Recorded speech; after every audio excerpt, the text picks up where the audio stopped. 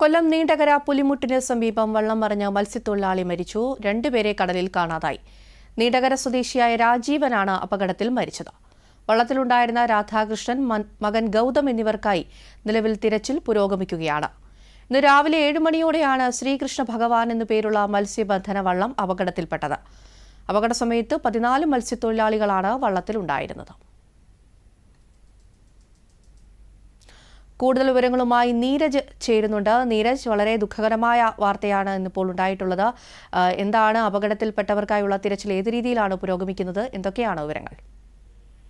ഷൈമ, രാധാകൃഷ്ണൻ, ഗൗതം എന്നിവർക്കായുള്ള തിരച്ചിലിന് പ്രതികൂല കാലാവസ്ഥ ഉച്ചയ്ക്ക് ശേഷം തടസ്സമുണ്ടാക്കുന്ന ഒരു സ്ഥിതിയാണുള്ളത്.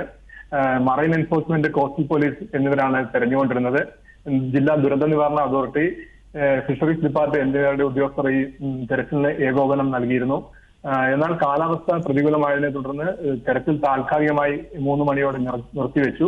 തിരുവനന്തപുരത്തു നിന്നുള്ള മുങ്ങൽ വിദഗ്ധരും ഉച്ചയ്ക്ക് ശേഷം കടലിൽ ഇറങ്ങി തെരച്ചിൽ നടത്തിയിരുന്നു. എന്നാൽ പ്രക്ഷുബ്ധമായ കടലിൽ അടിത്തട്ടിൽ കാഴ്ച തീരെ സാധ്യമല്ലാത്തതിനാൽ സംഘം തിരിച്ചു കയറുകയുണ്ടായി.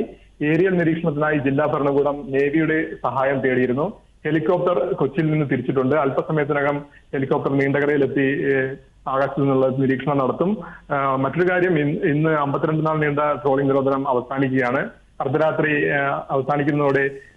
ട്രോളിംഗ് നിരോധനം അവസാനിക്കുന്നതോടെ നീണ്ടകര പാലത്തിന്റെ കിഴക്ക് ഭാഗത്തു നിന്നും ധാരാളം ബോട്ടുകൾ അറബിക്കടലിലേക്ക് പോവുകയാണ് പതിവ്. എന്നാൽ ഇത്തവണ ജില്ലയിൽ നിലവിൽ ഓറഞ്ച് അലർട്ട് ഉണ്ട്. അതുപോലെ തന്നെ മത്സ്യബന്ധനത്തിനും വിലക്കുണ്ട്. ഈ സാഹചര്യത്തിൽ ട്രോളിംഗ് ബോട്ടുകൾ പോകരുതെന്ന് ഫിഷറീസ് വകുപ്പ് സന്ദേശം നൽകിയിട്ടുണ്ട്. ഇതിനുള്ള നിർദ്ദേശങ്ങൾ പ്രദേശത്ത് വാഹന അനൗൺസ്മെന്റായി നൽകി വരുന്നു. ഏതായാലും ഈ ഒരു സ്ഥിതിയാണ് നിലവിലുള്ളത്. തിരച്ചിൽ കാലാവസ്ഥ അനുകൂലമാകുന്ന മുറയ്ക്ക് പുനരാരംഭിക്കും. ശരി നീരജ്, വ്യക്തമാണ്. നീണ്ടകര പുലിമുട്ടിൽ വള്ളം മറിഞ്ഞ കാണാതായ മത്സ്യത്തൊഴിലാളികൾക്കായുള്ള തിരച്ചിൽ നടക്കുകയാണ്. വിവരങ്ങൾ നീരജായിരുന്നു നൽകിയത്.